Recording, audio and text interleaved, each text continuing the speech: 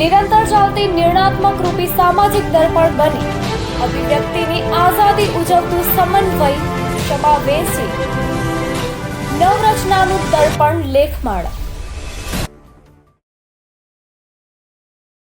मुझे विस्थापन आयोग जो गठन हो, ये जो मांग है लगातार विस्थापितों का, ये आज जब ये सरकार पहली बार आई थी तभी बोली थी कि मैं आते के साथ ही घोषणा की थी कि मैं विस्थापन आयोग पुनर्वास आयोग बना दूंगा।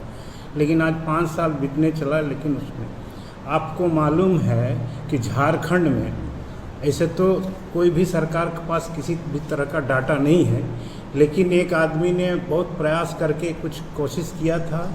तो ऐसा है कि झारखंड में करीब 45 लाख लोग आज तक विस्थापित हुए हैं, जिसका पुनर्वास मात्र 15 लाख लोगों का हो सका है। अब 30 लाख लोग कहाँ है, सभी सरकारों ने इसका कोई कोशिश नहीं किया।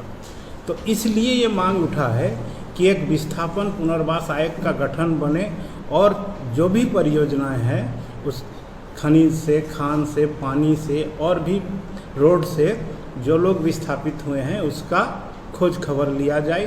तो इसलिए विस्थापन आयोग की ज़रूरत है।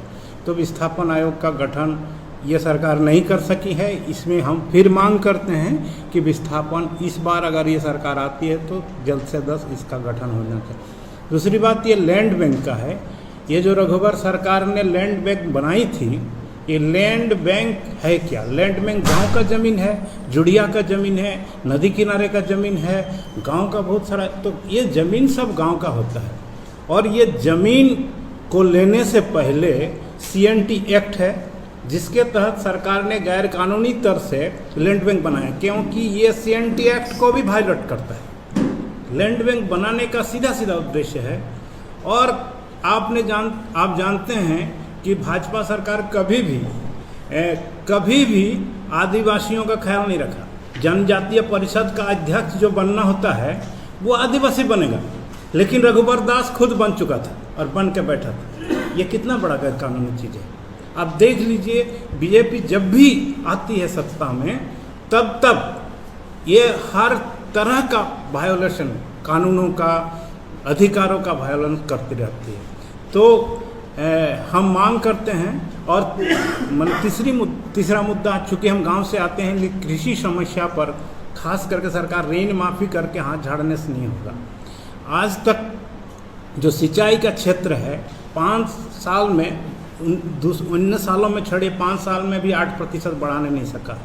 तो हम चाहेंगे कि ये जो नारा गढ़ा जाता है कि हर हाथ को काम, हर खेत को पानी, तो हर खेत को जब पानी नहीं पहुंचेगा तो कृषि का विकास नहीं हो सकता है। वो बाज़ार तो यहाँ है ही नहीं, मंडी का व्यवस्था यहाँ नहीं है, देश भर में मंडी है। तो इसलिए MSP का तो मांग ही यहाँ नहीं हो सकता है, क्योंकि पहले हम मांग करेंगे कि यहाँ का मंडी व्यवस्था हो। मंडी व्यवस्था होने से ही MSP लागू हो सकता है। तो कृषि में बहुत सारा समस्या है किसानों के साथ। तो मैंने ये सब भी मांग हम लोग रख रहे हैं कि आने से सरकार को ये तत्काल करना चाहिए। बस इतना ही।